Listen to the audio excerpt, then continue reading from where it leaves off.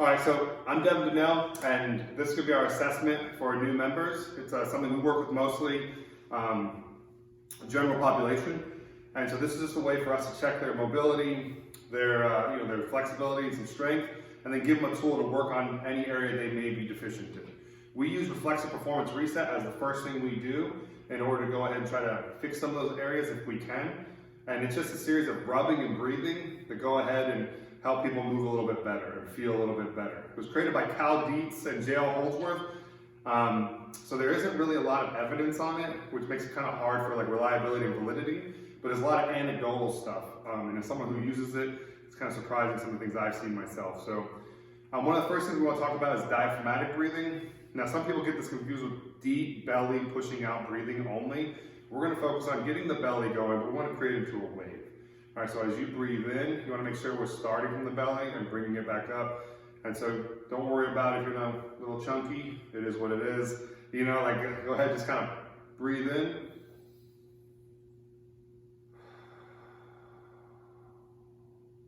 We want to get that feeling, get a couple good breaths like that, to get somebody that kind of adjusted. You want to watch to make sure that they're not sitting here going and just pushing out. They want to feel that, so let it naturally as they breathe in.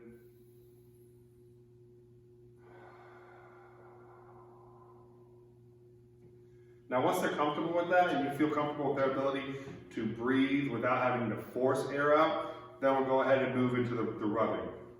The rubbing is going to start with the sternum. Okay, there's 3 zones. For the assessment, we're only going to do the first zone.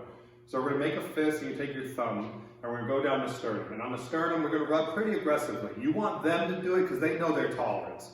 They're not going to hurt themselves. You might be too strong or not put enough pressure and not provide the necessary stimulus. So let them do it, create that. They're going to aggressively go down the sternum as they focus on their breathing. All right, so remember that wave breathing as they do it. Once they get to the bottom, they're going to take their hands. They're going to go at the bottom of the rib cage. They're not going to go on top, and they're not digging underneath. They're just folding along the bottom, right where the ribs separate, and then they're sawing their bodies in half with that. Just following the rib cage, going all the way across, and a little bit back. All right, and then once you're done with that, we're going to do the psoas.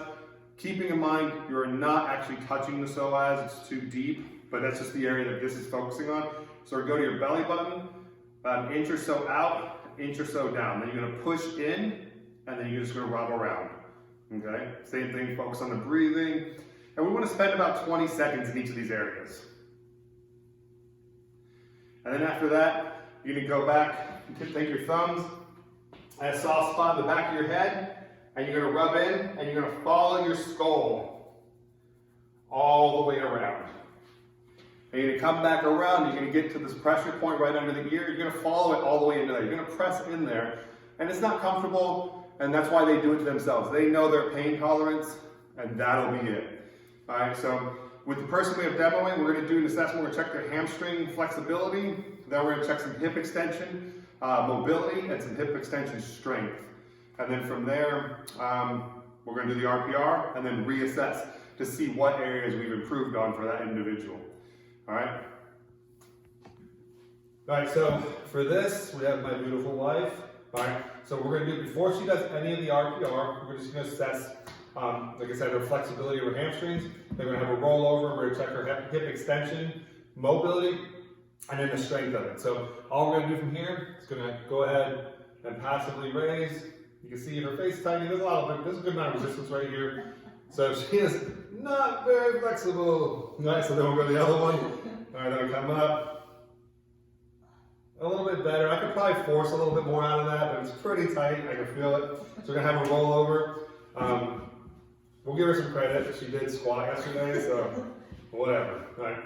Arms will go straight by the sides, palms facing up, have them lay their head to the side. And why we do this is to mimic the same position every time, okay? So just something easy to fall back into. What we're gonna do, quad flexibility, you can see, roughly a fist. Then from here, we're gonna go ahead and have her lift up into extension. And as she goes, I'm not holding this down, roughly a fist. Then we're just gonna say hold. 3, 2, 1, resist. And no resistance there, okay? So I'm not holding that quad in position. I'm just kind of keeping like my finger there, just kind of hold it there, but I'm not forcing it, okay? So we're gonna go into hip flex, testing the quad again. Roughly a fist, go ahead and raise. And we'll say roughly a fist, then 3, 2, 1. No resistance whatsoever. All right, so squats obviously got to trash. Roll on over. It's really bad.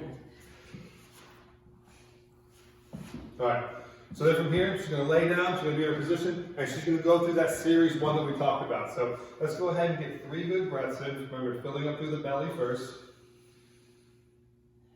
And she's breathing out through pursed lips as she does this. Full exhale. You're gonna feel that stomach drop, the rib cage trying to drop. Then go ahead back into an inhale. See the stomach filling up and moving into the chest. And you'll see some people might have a very hard time getting into that belly. Okay, there's things we can do, but this is also an assessment to see how good they can breathe. You can use it for that if you need. So if they're all just chest breathing, there's a few things we can work on through here. But for now, she's doing a very good job of this.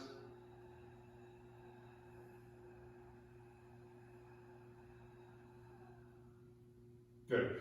So now she's going to go ahead and start with the sternum rub. Now, some things to think about with women, they wear bras, sports bras. They have, they have extra tissue that might get in the way. So they have to go around that. So they might have to go underneath their sports bra or whatever, or so they just have to push a little bit harder on it. And that's on them to judge, for them to go ahead and feel that or move it around as needed to get around that. So then she's going to start at the ribs, and she's working her way around the ribs, still breathing.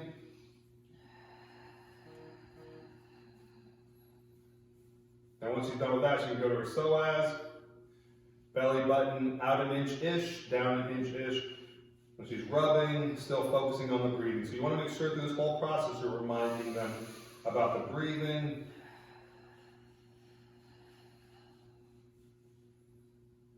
Okay. Then finally, she's starting to go to the back of the head.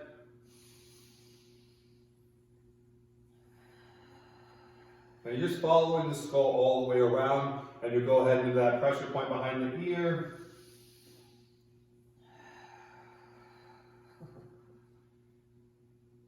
Good.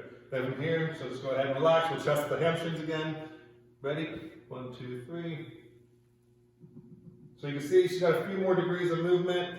I mean, she's roughly 90 degrees before I start feeling some decent resistance.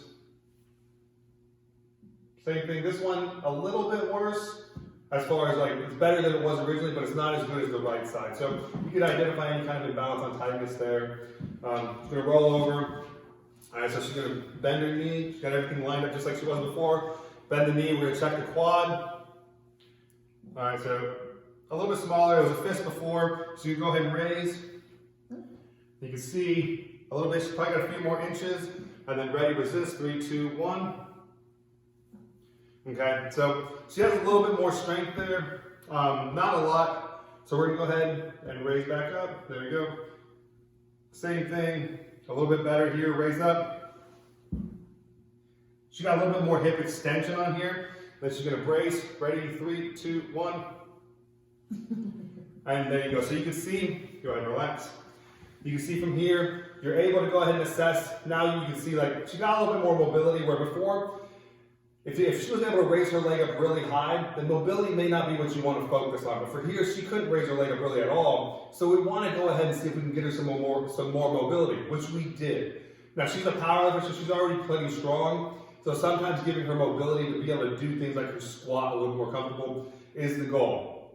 Now, if there's somebody who already has a lot of flexibility, we want to see if this would actually improve any of their strength. Now here, she's able to provide a little bit more resistance in those lifts, but it's one of those things that, the goal of strength isn't huge for her right now. The goal is trying to get a little bit more for her to be able to move comfortably. So depending on the individual is what you're going to try and see if you can improve, but this will improve either one of those because it's working on the functioning of the neurological section of what we're trying to do in our mobility work. So try it out. Let me know what you think. Thanks.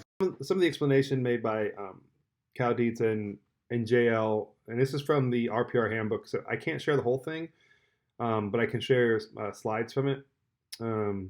but yeah, basically is that it helps people through breathing and to move better on a neurological level. So they're trying to target the nervous system. They look at it as nervous system, connective tissue, fascia, muscular system.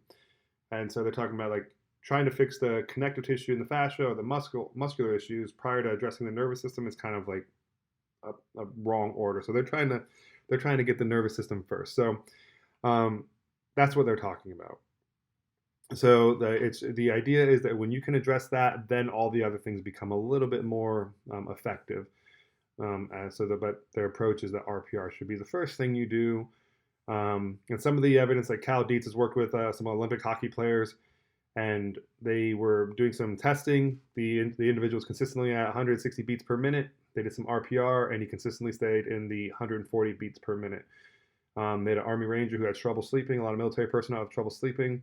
Um, After doing it, his nervous system became more parasympathetic, and he was able to return to sleep. And they had him sleep 13 hours as opposed to sleeping 2 hour spurts. Recovery abilities between interval sprinting has been improved, and like I said, I'm gonna put these slides of their research they did, but this is not peer reviewed, so that affects some of the viability, or validity, and reliability of this because it is really new. So a lot of it is anecdotal, and it's taking the word of from guys like Cal Dietz and the creators of the system. So as far as when I talk to clients and they're like, well, what proof does this work? I'm like, let's try it out. And when the client does it, they're like, they feel better. So then that gets by them that way. But I can't cite like research on it. So that does have like a validity issue. I know they're working with a couple of really big organizations and countries, national teams, as far as trying to develop research on exactly why some of this is happening, but that's not out yet. When I spoke specifically with J.L. Holdsworth about it, that's some of the stuff he was talking about was just a lot of stuff's under wraps, but they are working to get real research out there. And until then, this is just going to be one of those things that kind of coaches and individuals use. They feel good, but they haven't really, there's no real science on it, which kind of stinks. So, like I said, I'll try to put some of these slides, I'll take them off and attach them in so you guys can see them and see what exactly I'm talking about as far as what the research they've conducted is. So I hope that makes sense. Hope you guys are able to replicate some of these things and feel better.